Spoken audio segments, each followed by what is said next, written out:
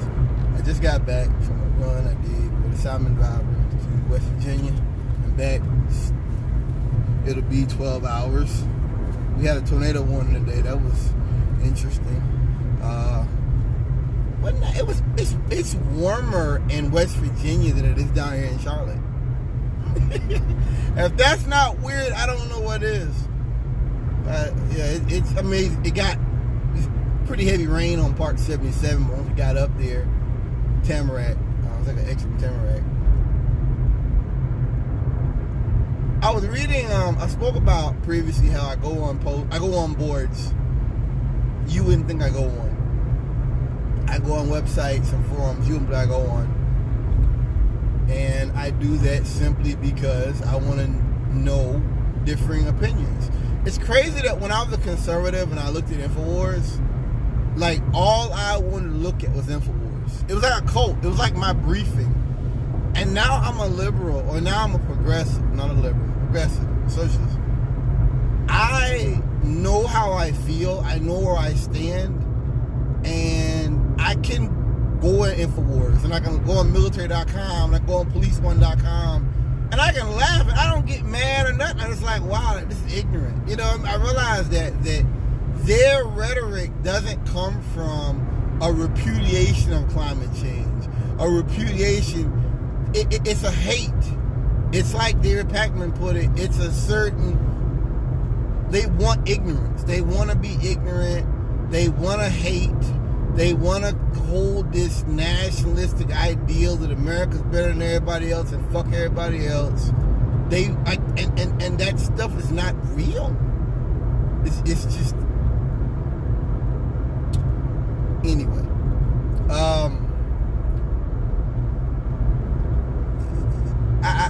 I looked on a particular forum. This guy was talking about like he feared they're gonna make homophobia illegal, and I just been chewing on that like the last day and a half. Just here and there come to my mind, and I'm like, wow, like we're out here worried about Social Security. We're out here worried about climate change. We're out here worrying about peak whale. We're worrying about economic devastation, the burning of the rainforest. We're worried about mass shooters. We're worried about scarcity. We're worried about the next recession and inflation and pensions. And these guys on survivalist boards are sitting here worried that you're going to have a government that makes homophobia illegal. And I've been just chewing over that. That like that's really all they're thinking about. And like that, like to me that's really nuts, man. That's really crazy. It's really ridiculous that is your motivation to do what you do. Like my motivation, I speak about it all the time, is that I'm not doing that bad, and I thank God for it. But I know I can make a mistake, things can happen out of my hands, and I can lose it all. And many others have lost it all. And I'm humbled by that. I'm deeply humbled with the realization of that. And not that I'm better than anybody. I think conservatives, that's why they always need to beat somebody over the head and stuff. Yeah, there are people out here who make bad decisions and commit crimes, and they're getting what they deserve. But a lot of people have made very small, minor mistakes and lost it all. George Carlin said something a while back, and it's really true. You know why they call it the American dream? Because you have to be asleep to believe it. It's true. It's really 110% true. He was really ahead of the game, ahead of his time. The things he said. He was a comedian.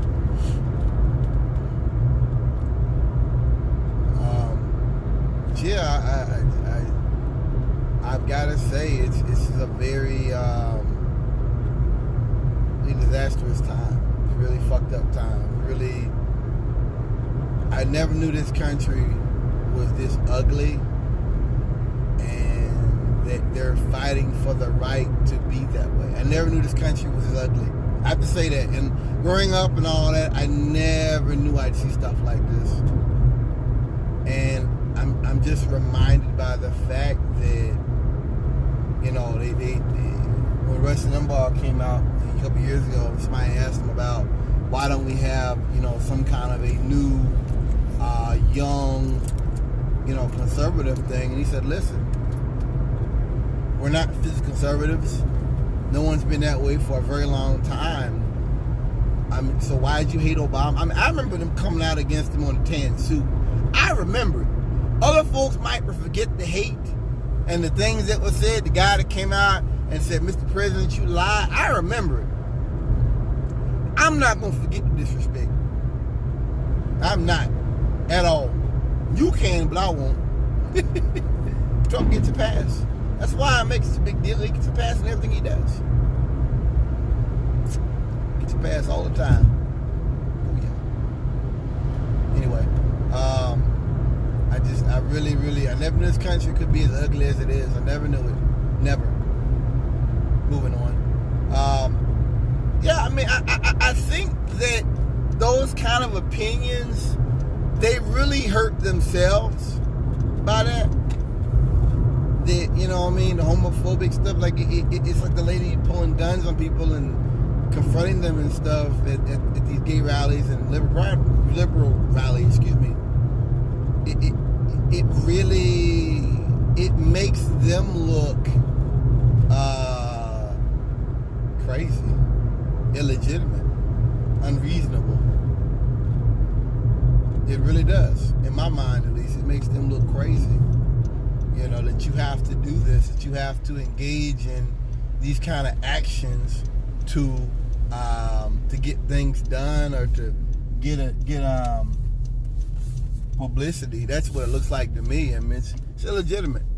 Republicans. That's why I say all the time that there's got to be some desperation with the things they do. There's got to be. There's certainly desperation with the way they do things, for the good or the bad, I don't know. But there's definitely desperation. Anyway, I won't put this on YouTube. I just think it's crazy, completely ridiculous that anybody would be fighting for that, to fight to make this world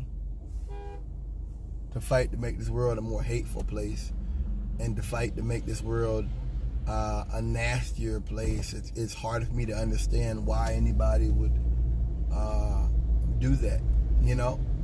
Why anybody would be fighting to make the world a more hateful place. I don't really understand that. I don't. You know, I really don't understand that. So I'm looking to make the world a more just place, maybe a little cleaner than I got it. And I'm surrounded by people who really are fueled by hate. And I realize that more and more every day. You know, they're fueled by a kind of hate. They're fueled by a certain kind of regressionism, and they're teaching their kids that. And it's sad because that's not real. It's not real now. It certainly won't be real when their kids grow up. And you know, I think that's tragic. You're teaching your kids. I don't know if this Wendy's open or not. Yeah, you're teaching your kids an ideology, a kind of thinking that's not real. So, peace y'all.